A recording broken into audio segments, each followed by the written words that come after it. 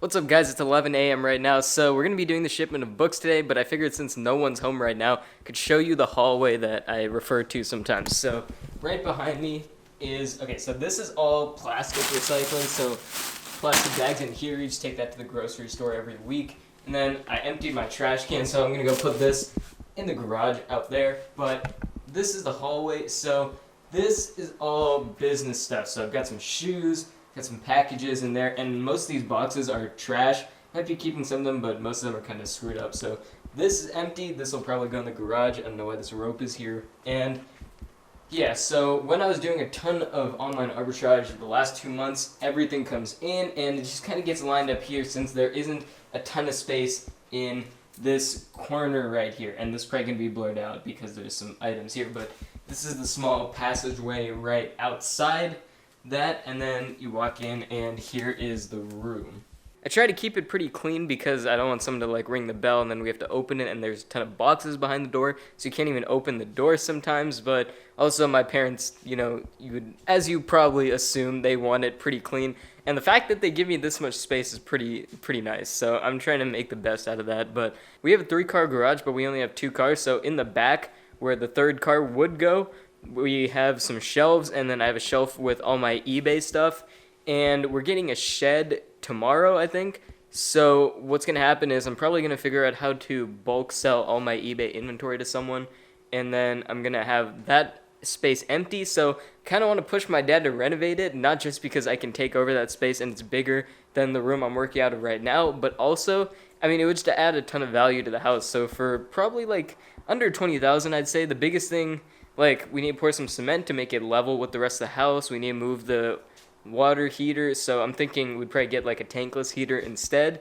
and electric since we have solar. So instead of using gas like we are right now, use electric, save some money that way too, and then renovate the room and make it like an actual like bedroom, so that way if we ever sell the house down the road, it would be worth more, and in the meantime I could use that. But at the same time, I plan on moving out in 2 years, not that my parents are happy with that, so I'm not the one who's paying for it, so I'm not going to make a big deal out of it. But yeah, we're going to get to that shipment of books soon. I don't have any merchant fulfilled orders. I don't have any eBay orders to pack, so I don't have a pickup that I need to get orders out for. So I've been pretty relaxed for the day so far. Before I get into the shipment, I always like to start with a clean room. So I've got an empty, cleared off table ready to go for prepping and labeling the books. And there's nothing on the floor except the books and obviously the desks and stuff. But I pulled up InventoryLab, so if you don't know what InventoryLab is, you don't need it, but it's accounting software for Amazon.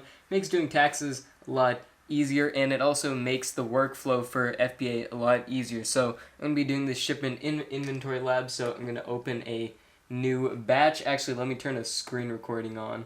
Alright, so I always like to start by naming the shipment, so this is shipment number 27 for the year.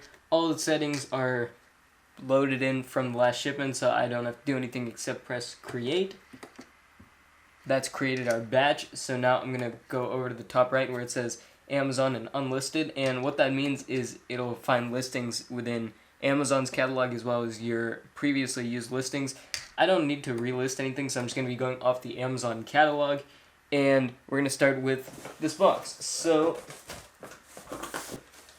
got 2 copies of this math book. I'm pretty sure this is a high school math book, so it's probably not worth that much. I actually bought these brand new, but I'm not going to sell them as new because I don't want to get in trouble for any issues that might arise from that. I'm just going to list it as used like new, or if I'm restricted for used like new, I'll list it as used very good. And the first thing I'm going to do is check if I'm restricted, so pull up the seller app, go to the barcode scanner, scan the barcode on the back of the book, pulled up the listing, and I'm not restricted in any of the conditions, so I'm going to be selling this as used. If I sold that as new, it's actually going for $78, but I'm going to be selling it as used, and right now I would lose money at the lowest price, but I don't think I'm going to match the lowest price. So looking at the prices, it jumps from 28 to 45 to 49, so I'm probably going to price somewhere after 49 goes to 56.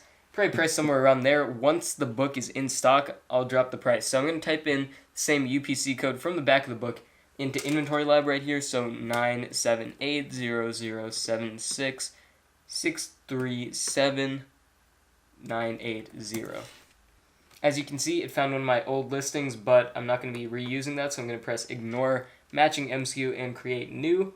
And I actually have 2 copies of these, and I need to find out how much I paid for these. So I'm going to go head over to Amazon, find the cost of these, and then I'll come back.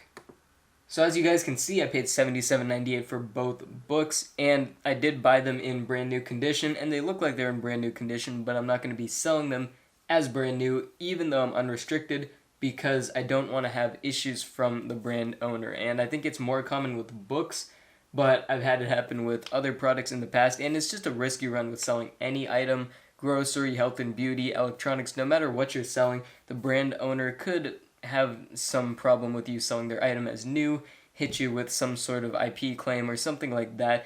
And it's not a problem for most items, but with books, I feel like it's more risky, and always do your own research before you make any decisions, but my preference is to just go with the under describe over deliver. So we're going to be listing this as used like new, and I'm going to head over here. So my cost is $38.99 per book, and I bought these. I just used today's date, so July 15th. I actually bought these on November 4th, 2018, but the supplier, Amazon, no expiration date. I have 2 copies. Gonna switch the condition to use like new. And in the condition notes, so let me just look at both books, make sure, they are in used like new condition. Alright, they're in great condition, so I'm gonna say, so if you click on this P right here, it'll pull up all the Amazon Prime listings. And we're gonna ignore the merchant fulfilled listings, since because we're offering Prime, we can charge more. So looking at these Prime listings, there's 2 rentals. We're gonna ignore the rentals. Used good is $28, but then it jumps up to $45, and then to $49, and then to $56. Now, I don't know how long it'll take for these to be in stock. It might take a couple weeks, so I'm just going to price at, for the sake of privacy, I'm not going to be revealing what these books are priced at, but my strategy is to price high and then drop the price once they're actually in stock, which could take a week or 2. So I'm going to press add to batch now, and let me turn on my Dymo. So, cool thing about InventoryLab, once you create the listing, it automatically prints the label. So now all I'm going to do, turn the book over, cover the barcode with my label. Boom. I do want to look inside these books one more time just to make sure there is no wear, but these feel super mint condition, so I'm not super worried. But there's 1 and there's 2. These are ready to go for Amazon FBA, so I don't poly bag them, I don't stretch wrap them, I don't bubble wrap them, nothing like that. You don't need to do that for books unless they're falling apart, in which case, yeah, I would probably put it in a bag, and I have had to bag some books before because they're in pretty rough shape, but they still sell. And you got to remember, if you're ever confused about the condition guidelines for books, you can check out Amazon's condition guideline guide. It details like what an item in each condition would be, like acceptable, like new, very good, good, all that. It describes it pretty well. So I'm going to keep going. We're going to get the next box, and this one's going to be a major L. Alright, so I've got this microbiology book right here. So what happened with this book was in June 2017, I bought a copy of this book pretty cheap, like $30, and it sold sometime in like July or August for $85, and I was like, whoa, that's crazy. And so I went and bought a few more copies, and I don't know exactly what I was thinking because I bought one for $58 on August 24th, and I thought I would still be able to make money on it. Little did I know I would have it 3 years later and I'd be selling it for $20 less than I paid for it. So I paid $58.12 for this book. Let's go to Amazon and get this listed. Alright guys, it's almost 7:30 right now. I just did a workout and took a shower, and working out is probably the only thing I've been doing consistently this month. So social media game, aside from YouTube, has been pretty inconsistent. I haven't really been doing much for the business this month, and we're already more than halfway through the month. And this month is like, usually it's one of the months where I spend the most time working on the business because it's summer vacation, but I've been out of school since March, and I don't know if that's like something, but I've been pretty unfocused, pretty unmotivated to work on the business, but I've got to get things together. I keep saying that each video, but eventually I think I've finally got a hang of this. So we're gonna get back into getting hecka business stuff done tomorrow. So we're gonna be getting out this whole shipment of books right here, all these going out tomorrow. So yeah, get ready to enjoy that vlog tomorrow. But yeah, I'm gonna wrap up this vlog here since it's almost 7:30 and I'm about to have dinner. So if you made it this far, I really appreciate it. Thank you for watching my journey. If you missed yesterday's vlog, it's gonna be at the end of the video and in the description below. If you haven't subscribed yet, make sure you subscribe so you don't miss tomorrow's vlog. And until tomorrow's vlog, bye guys.